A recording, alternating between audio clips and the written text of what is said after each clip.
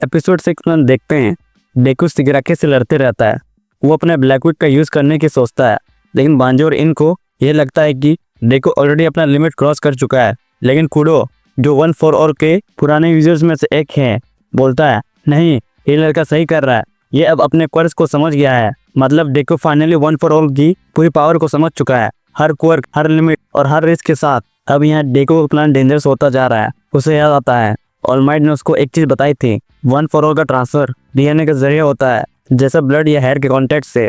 यानी अगर डेकू अपना थोड़ा सा ब्लड को शिगाराकी के वुंड्स में डाल दे तो 1 फॉर ऑल का कुछ हिस्सा उसके अंदर चला जाएगा। डेकू का प्लान सिंपल था, अंदर घुसकर उसका विल पावर को तोड़ दो। लेकिन प्रॉब्लम ये होती है, शिगाराकी का रीजनरेशन स्पीड इतना क्रेजी है कि जैसे उसके बॉडी पे कोई वुंड्स आता है वो तुरंत हील हो जाता है। डेकू के पास टाइम नहीं है और हर सेकंड में शिगाराकी और स्ट्रांग होता जा रहा है। तो शिगाराकी को भी कुछ गड़बड़ लगती है। उसके दिमाग में डाउट आता है, ये डेकू मुझे मारने की कोशिश क्यों नहीं कर रहा है, ये कुछ और प्लान कर रहा है। उसको लगता है कि डेकू कुछ और सोच के खेल रहा है, क्योंकि हर बार वो अटैक करने के बजाय सिर्फ छोटे स्क्रैचेस दे रहा था। लेकिन शिगाराकी के दिमाग में अब सिर्फ एक ही बात होती है, इस बार मैं डेकू को और उसके सो कॉल्ड पीस वर्ल्ड को मिटा कर रख दूंगा। दोनों के बीच एक और इंटेंस टक्कर स्टार्ट होती है। हवा लिटरली हिल रही होती है। डेकू के दिमाग में एक ही प्लान चल रहा होता है, अब यहाँ तो मैं 1 फॉर ऑल को ट्रांसफर करके अंदर से सब कुछ तोड़ दूंगा या यहीं खत्म हो जाऊंगा। डेकू फर्स्ट मूव स्मोक स्क्रीन से करता है। पूरा बैटलफील्ड एकदम धुआं से भर जाता है। शिगाराकी को कुछ समझ नहीं आता। सिन को लगता है ये क्या कर रहा है डेकू, क्योंकि शिगाराकी फिर भी उसे ढूंढ लेगा। पर भाई, ये तो डेकू का ही गेम था। वो धुआं सिर्फ कवर के लिए नहीं बल्कि डिस्ट्रैक्शन के लिए डालता है और बिना सोचे समझे अपने सबसे डेंजरस मूव चला देता है, डीके। वो सोचता है कि पूरा बैटलफील्ड, पूरी जमीन, हर चीज एक ही झटके में डिस्ट्रॉय हो जाएंगे। लेकिन ट्विस्ट यही आता है, जिस मोमेंट वो डीके एक्टिवेट करता है, बस एक छोटी सी जगह जमीन क्रम्बल होती है, पूरी नहीं। वो शॉक हो जाता है, ये क्या, और कैमरा शिफ्ट होता है डेकू पे, जहाँ पता चलता है कि भाई ने पहले ही प्लान बना लिया था।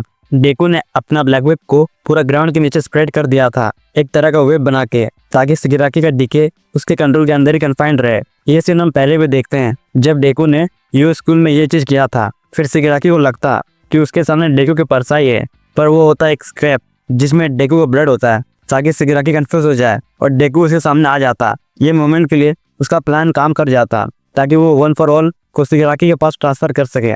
शिगाराकी इससे पहले कुछ कर सके, डेकू जोर का पंच मार देता, जिससे कि 1 फॉर ऑल ट्रांसफर हो जाता। उसी वक्त उसे डाबी, टोगा, टोडोराकी और स्पिनर के फेसेस दिखाई देते हैं, जहाँ दोनों के इमोशंस, मेमोरीज और सबकॉन्शियस मिक्स हो जाते हैं, जिससे कि डेकू को बस एक और पंच की जरूरत होती है ताकि बाकी 1 फॉर ऑल के सक्सेसर्स शिगाराकी अंदर घुस जाए। डेकू अपनी फुल ब्लास्ट से शिगाराकी को पंच मारने जाता, वहीं शिगाराकी भी पूरी तरह से डिफेंस करने की कोशिश करता, पर डेकू के पंच में इतना पार होता कि शिगाराकी पर कनेक्ट हो जाता है। लेकिन शिगाराकी 1 फॉर ऑल के ट्रांसफर को रिपेल कर देता उसके विल पावर से, जिसमें कुछ लोग ही शिगाराकी के अंदर जाते हैं और बांजो जैसे सक्सेसर्स बाहर फंस जाते हैं, और वहीं डेकू के बाकी फिंगर्स में भी डैमेज हो जाता है, जिससे कि वो डीएनए को ट्रांसफर नहीं कर पाएगा। तभी वो शिगाराकी के बचपन को देखता, इससे पता चलता है कि डेकू क्लोज है। वो सोचता उसे हार नहीं मानना चाहिए। उसके बाद हम देखते हैं ट्रांसमिशन सैटेलाइट से सब डेकू को देखते रहते हैं। वहीं पर ले ब्रावा भी होती है। वो सोचती उसे जैसे करके भी डेकू की हेल्प करनी चाहिए, क्योंकि डेकू ने उसके सजा कम कराई थी।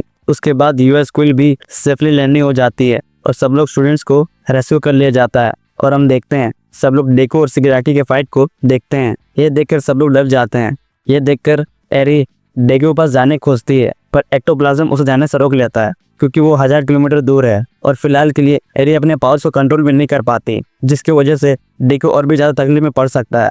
ये सुनकर एरी बस डेकू के बारे में चिंता कर सकती है। तभी कोटा आ जाता और कहता डेकू को कुछ नहीं होगा, क्योंकि वो कभी हार नहीं मानता। फिर बाकी लोग भी डेकू को इस हालत में देखकर उनके भी आंखों में आंसू आ जाते हैं। उसके बाद डेंकी और मोमो की हालत बहुत खराब होती है, पर वो अपने आप को संभालते हैं। उसके बाद वो डेकू को देखते हैं, जो कि अपनी डार्क फॉर्म में ट्रांसफॉर्म होता। डेंकी कहता उसने बहुत सारे कॉमिक्स पढ़ा है जिसमें हीरोज कभी नहीं हारते। वो कहता और डेकू जो फिलहाल के लिए मोस्ट पावरफुल हीरो है, तो उस पर उसे भरोसा है। डेंकी सोचता अगर ऑलमाइटी की कंडीशन पहले से अच्छा होता तो आज उनकी ऐसे हालत नहीं होती। एक तरह से सब लोग ऑलमाइट को मिस भी करते हैं। वहीं गंगा वैली में उरुका की कंडीशन बहुत क्रिटिकल होती है, जिसको मेडिकल कंडीशन के लिए लेके जाते हैं। वहाँ पर हॉक्स भी जख्मी हालत में होता है। वो सोचता अगर वो विलेंस को अच्छे से डिफेंड करते तो आज उरुका जैसे स्टूडेंट्स की हालत अच्छी होती। ये सोचकर वो अपने आप को कोसता है। और तासुमा भी सोचती उसने डेकू को मारना चाहा, पर उसने तासुमा की सोच को बदल दिया। वही डेकू जो शिगाराकी से लड़ते रहता है और वो पंच मार के वन फॉर ऑल को शिगाकी के अंदर ट्रांसफर कर देता है, जिसमें सारे सक्सेसर्स शिगाकी के अंदर चले जाते हैं, लेकिन नाना शिमोराको को शिगाकी रिपेल कर देता है। इससे पता चलता है कि शिमुरा के प्रति शिगाकी के अंदर कितना नफरत भरा हुआ होता है। उसके बाद डेकू शिगाकी के इनर वर्ल्ड में घुस जाता और उसके घर में पहुंचता है। तभी उसे डेकू की परछाई मिलती है जो शिगाकी होता है। वो कहता है, तुम पास्ट को चेंज करके क्या कर लोगे, वो तो बदल नहीं सकता। तब डेकू कहता है, हो सकता है मैं पास्ट को चेंज ना कर पाऊँ, लेकिन मैं इस दुनिया को खत्म होने नहीं दूंगा। और उसके घर घुसने वाला होता है, तभी पीछे से एक बस बहुत रफ्तार से पार होता है। एक पल के लिए डेकू के एक्सीडेंट होने ही वाला होता है, लेकिन वो बच जाता है। वो सोचता है उसे यहाँ फिजिकल कॉन्टेक्ट कैसे हो रहा है। फिर उसके सामने नाना शिमुरा आ जाती।